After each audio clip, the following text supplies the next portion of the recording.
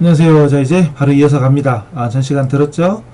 짤막짤막 하기는 이유가 여러 가지 있는데, 일단 어쨌든 짤막짤막하게 해서 좀 덜 지루하게. 원래 정상인은 10분 이상 가기가 어렵거든요. 1, 20분 짧게 하겠습니다. 자, 이번 시간에는 지금 자산하고 있죠. 자산. 앞으로 회계에서 써야 될 회계 써야 될 용어를 크게 나누면 자산, 부채, 자본, 수익, 비용 5가지를 했죠. 그 중에 지금 자산을 하고 있고, 자산에는 재화, 채권이 있다고 그랬습니다. 이 중에 재화는 돈이나 돈이 될 만한 물건을 얘기한다고 그랬고, 자, 이번에는 채권이에요. 채권은 받을 거. 그게 뭐 있나 봅시다. 자, 먼저 여기부터 먼저 대여라는 건 돈 빌려준 거죠. 돈을 빌려준 걸 대여라고 하고, 그럼 돈을 빌려줬다, 그럼 빌려준 돈 받아야 되잖아요. 그게 대여금이죠. 대여금. 빌려준 돈 대여금 앞으로 오늘부터 그럼 대여금 딱 한 번이야. 자산이에요. 이렇게 해야죠. 대여금 뭐냐? 빌려준 거 이러면 안 되고, 대여금 그러면 자산이다 딱 나와야 됩니다.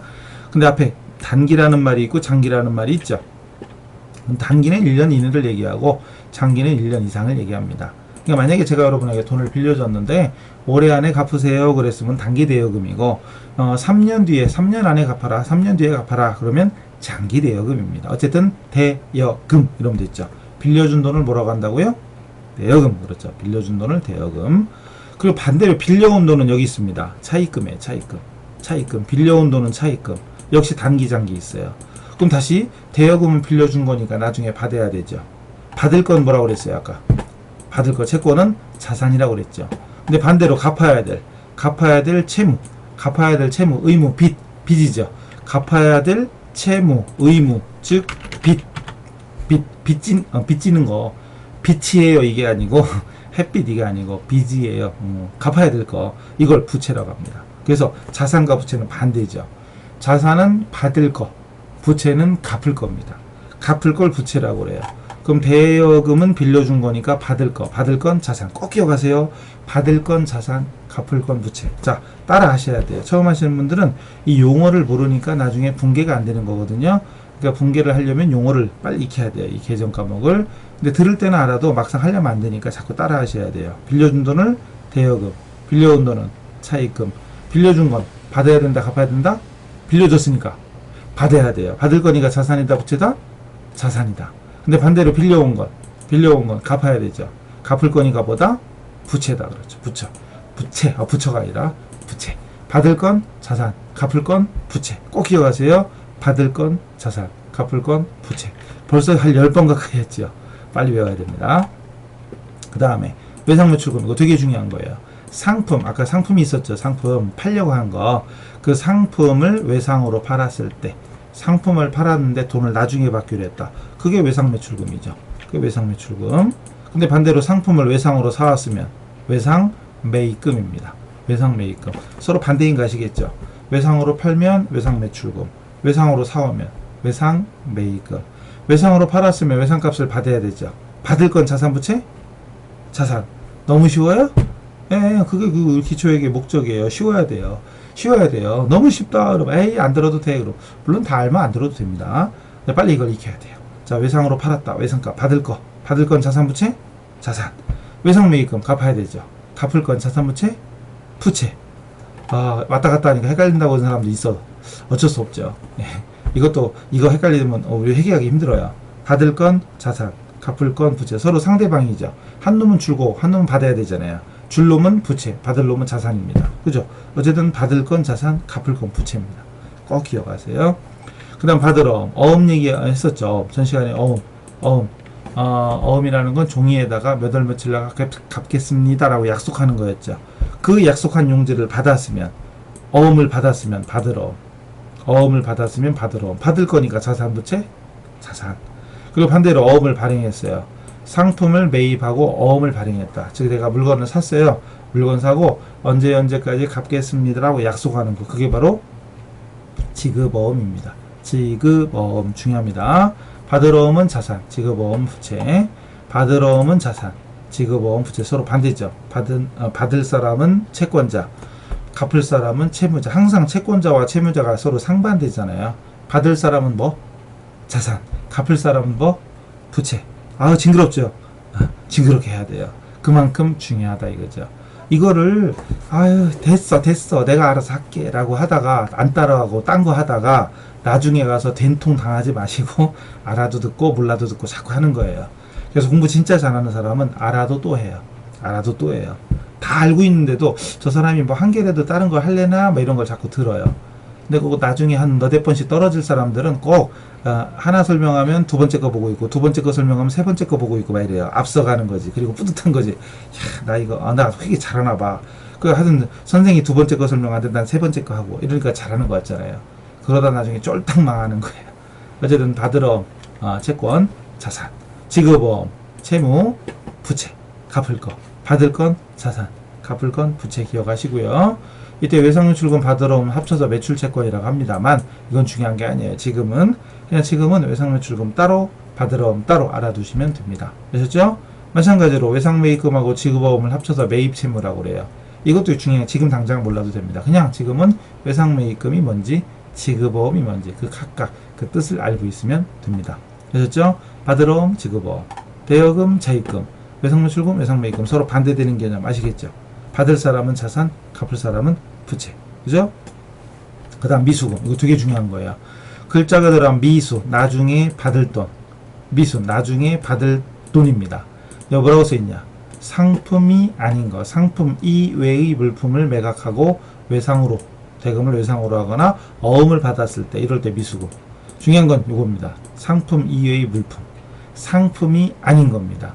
상품이 아닌 걸 외상으로 팔았거나 어음받고 팔았을 때, 자, 상품을 외상으로 팔면 외상매출금, 상품을 어음받고 팔면 받으러. 근데 상품이 아닌 걸 외상으로 팔면 미수금. 이거 헷갈리면 안 돼요. 되게 중요한 겁니다. 상품 대금이냐 아니냐 이거 헷갈려요. 헷갈리니까 여러 번 반복하셔야 됩니다. 상품을 외상으로 팔면 외상매출금, 상품이 아니면 미수금, 상품 팔고 어음받으면 받으러, 상품이 아닌 걸 팔고 어음받으면 미수금. 헷갈려. 그죠? 이렇게 해야 됩니다. 이겨내셔야 돼요. 화이팅. 화이팅. 할 수 있어요. 할 수 있어요. 외우시면 됩니다. 처음엔 모든 것이 낫습니다. 처음에는 모든 것이 힘듭니다. 그러나 이거를 하나씩 하나씩 내 걸로 만들면 돼요. 중요한 건 그러려고 배우는 거죠. 그죠? 그러려고 공부하는 거지. 다 알면 누가 공부하겠어요. 그죠? 미수금 되게 중요합니다. 마찬가지로 미지급금도 글자가 들어간 미, 나중에, 지급, 줄 돈이죠. 나중에 줄 돈. 역시 뜻은 상품이 아닌 물건, 상품이 아닌 물건을 외상으로 구입하거나, 외상으로 구입하거나 어음을 발행해 줄 때 이거죠. 상품이 아닌 것을 외상으로 하거나 아니면 약속어, 어음을 발행해 주는 경우. 이거. 상품일 때는 외상매입금이나 지급어음을 씁니다. 근데 상품이 아닐 때는 미수금이나 미지급금. 자, 상품일 때는 외상매출금 받으러, 상품이 아닐 때는 미수금. 상품일 때는 외상매입금이나 지급어음, 상품이 아닐 때는 미지급금. 구분할 수 있겠죠? 중요합니다. 왜냐하면 우리 기업이 일반적으로 상품 매매업이라고 그랬잖아요. 상품 사고 파는 건 가장 주된 업무고 상품이 아닌 걸 사고 파는 건 주된 영업활동이 아니란 말이죠. 그러다 보니까 구분이 돼요. 이렇게 상품일 때는 외상매출금 받으러, 상품이 아닐 때는 미수금, 상품일 때는 외상매입금 지급어, 상품이 아닐 때는 미지급금. 구분할 수 있겠죠. 헷갈려도 이겨내셔야 됩니다. 중요합니다. 그리고 여기 선급금, 계약금 준 거. 여기 계약금이라는 말 나오죠. 계약금. 계약을 하고 대금 중 일부. 대금 중 일부가 바로 계약금이죠. 대금 중 일부가 바로 계약금 할 때니 쓸 데가 없네. 계약금. 넘어가겠죠? 이게 계약금입니다. 계약금. 일부를 미리 주는 거. 계약금을 줬을 때 이게 바로 선급금이더라. 계약금을 줬을 때 선급금. 반대로 계약금 받으면 대금 중 일부. 이게 바로 계약금이죠? 계약금입니다. 계약금을 미리 받은 거죠. 계약금을 미리 준 건 선급금, 계약금 미리 받은 건 선수금이 됩니다. 상품을 매입하기로 계약을 하면서 상품 주문한 거죠. 주문하고 계약금을 줬을 때, 계약금을 준 게 선금, 미리 준 거니까. 반대로 계약금 받으면 미리 받은 거잖아요. 미리 받았으니까 선수죠, 선수. 한자를 모르면 더 헷갈립니다. 한자를 하려면 조금 더 빨리 하는데 한자를 모르니까 어쨌든 선급금, 선수금, 미리 준 거, 미리 받은 거 구분할 수 있겠죠? 중요합니다. 그리고 자산부채나 수도 없이 많이 씁니다. 이제 수백 수천 번 씁니다. 근데 자본도 자산, 부채, 자본, 수익, 비용이 5가지 중에 이제 자산, 부채 했고 자본하는 거예요. 자본도 중요합니다. 그러나 나오는 건 자주 안 나옵니다. 자산, 부채는 수도 없이 자주 나오지만 자본은 가끔 나와요. 자본은 따로 정의가 없어요. 자산에서 부채 뺀 겁니다. 자산에서 부채 뺀 게 자본이에요. 그냥 자산 총액에서 부채 총액을 뺀 나머지를 자본이라고 합니다. 왜 장사 시작할 때 출자한 돈 있죠? 뭐 빵집이나 할까? 치킨집이나 할까? 뭐 이런 거. 커피숍이나 할까? 뭐 이거. 뭐나 할까가 아니라 뭐뭐씩이나 해보아야 될까? 뭐 이거죠. 어쨌든 뭘 하든지 자본이 필요하죠. 자본. 만약에 최소한 제가 저만 할랬더니 1억 원이 필요하대. 그럼 1억 원을 출자했다. 그 출자한 돈, 그게 자본금입니다. 자본금, 자본. 자본은 당분간 하나밖에 없어요. 자, 보다시피 여기 자산에는 현금부터 여기 선급금까지 대충 눈 누르셔도 대충 한 20개 되죠? 근데 여기 부채는 몇 개예요? 차입금, 외상매입금, 지급보험, 비지급금, 선수금 6개네? 장기 단기는 1년 이내냐, 1년 이상이냐 이것만 따지면 되니까. 그 다음에 자본은 하나밖에 없습니다. 그리고 이 자산, 부채, 자본을 통틀어 재무상태라고 그래요. 자산, 부채, 자본을 통틀어 재무상태라고 하고 그 재무상태를 보고하는 보고서가 바로 재무상태표. 요즘은 FP, 재무상태표라고 하고 옛날에 대차대조표, BS라고 했습니다. 요즘도 그래서 어떤 사람 좀 이 의식이 자주 안 바뀌는 구닥다리 사람들은 의식이 구닥다리죠. 이 사람들은 말은 재무상태표 하면서 쓸 때는 BS라고 쓰고 그럽니다. 뭐 누가 때리진 않겠지만 어쨌든 지금 이미 오래전부터 몇 년 전부터 재무상태표라고 해왔다면 이름도 BS가 아닙니다. 밸런스 쉿 이 얘기는 대차대조표일 때 얘기고 지금은 파이낸셜 포지션 이렇게 얘기합니다. 그리고 여기 이거 잘 보세요. 여기를 보시면 크게 보면 이렇게 T자 이 왼쪽 있죠. 왼쪽 여기를 자산이라고 하고 차변이라고 하고 오른쪽을 대변이라고 합니다. 왼쪽이 차변, 오른쪽이 대변 이렇게 됩니다. 왼쪽이 얘 또 왜 다시 올라왔대? 얘는 올라왔대요. 이거 말을 안 듣네. 요게 아니라 요건데 그죠? 여기 내려와야 되는데 또 그새 자리를 바꿨네. 어쨌든 다시 재무 상태를 보고하는 보고서. 다시 이걸 메모 좀 해볼까요? 메모할 때는 좀 사라지고 여기다 메모해 볼게요. 아까 지금까지 우리 회계하면서 써야 될 중요한 5가지 용어라고 해서 자산, 부채, 그리고 자본. 특히 자산, 부채는 수백, 수천 번 쓴다고 그랬죠? 이 자산, 부채, 자본을 통틀어서 재무상태라고 하고요. 재무상태. 이 재무상태를 보고하는 보고서. 그게 바로 재무상태표입니다. 여기까지는 뭐 그런가 보다 하시면 돼요. 나중에 회계원리에서 또 할 거니까. 그리고 회계에서는 간단하게 하면 이 T자 앞으로 정말 많이 쓸 겁니다. T자를 많이 쓸 거예요. 그래서 위에다가 재무상태표 파이낸셜 포지션 FP였죠. 재무상태표라고 썼다고 치고 이 왼쪽을 앞으로 왼쪽으로 보면 차변이라고 해요. 앞으로 회계에서 수도 없이 많이 쓸 겁니다. 오른쪽은 대변이라고 합니다. 이건 왜가 없어요. 우리 왼팔 오른팔 할 때 왼쪽 오른쪽 할 때 왜 왼쪽이야? 라고 얘기해봐야 의미가 없는 것처럼 눈, 코, 입을 그냥 눈인가 보다 콩가 보다 그러면 되지 왜 차변이지? 따질 필요 없습니다. 물론 이유는 있어요. 그리고 여기에 자 중요한 겁니다. 무조건 자산 약자로 아까 안 썼죠 참.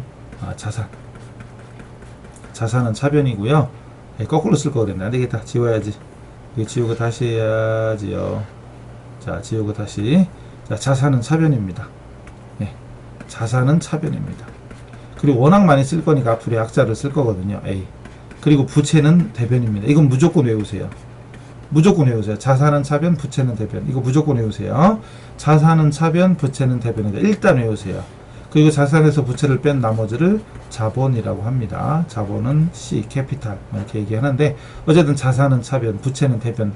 왜 없습니다. 그냥 외우세요. 자산은 차변, 부채는 대변. 이때 자산에 속하는 게 뭐뭐 있었다. 그렇죠. 현금, 예금, 보통예금, 뭐 상품 이런 거, 제품 이런 거, 그리고 토지, 건물, 기계, 차량 이런 거, 또 외상매출금, 대여금, 미수금 이런 거 있었죠. 또 부채에는 외상매입금, 차입금, 뭐 있었죠? 미지급금 뭐 이런 거 있었죠. 그 자본에 속하는 건 딱 하나밖에 없었죠. 자본금. 이런 식으로 해서 계정 과목만 딱 들어도 이건 자산이다 부채다 이걸 스스로 파악할 수 있어야 됩니다. 자, 무조건 이유 없어요. 자산은 차변이고 부채 자본은 대변이다. 외우세요. 자산은 차변이고 부채 자본은 대변이다. 하셨죠? 일단 지우고 가겠습니다. 되게 중요한 거예요. 자산은 차변이고 부채 자본은 대변이다. 이거 자산은 차변에 있고 부채 자본은 대변에 있습니다. 여기 차변에, 그리고 금액을 적었을 때 차변합계와 대변합계는 똑같아야 돼요. 자, 그 그림상으로 자산, 차변의 자산, 대변의 부채와 자본이잖아요. 그럼 차변에 있는 자산과 대변에 있는 부채 자본 더하면 같은데, 이건 회계원리 가사합시다. 일단 여기서는 자산, 부채, 자본이 뭔가, 이 세 가지 용어, 자산, 부채, 자본 뜻이 뭐고 여기에 속하는 계정 과목들 뭐가 있는지, 요거 자, 한번 들을 때는 다 알지만 막상 말로 물어보면 대답이 안 나오거든요. 빨리빨리 익히셔야 돼요. 대여금, 외상물출금, 바드럼, 미수금, 선급금. 미수금 하면 자산인가 부채인가? 또 그새 까먹었어요. 자산. 선급금, 자산. 선수금, 부채. 미지급금, 부채. 이게 탁탁 나와야 돼요. 받을 것, 자산. 갚을 것, 부채. 그렇죠. 이렇게 자산과 부채를 빨리 익히는 게 여러분 숙제입니다. 자산에 속하는 거 뭐뭐 있고 부채에 속하는 거 뭐뭐 있는지를 반복하세요. 익히세요. 그럼 잠깐 쉬면서 또 익혔다가 다음 시간에 봬요. 아셨죠? 수고하셨습니다.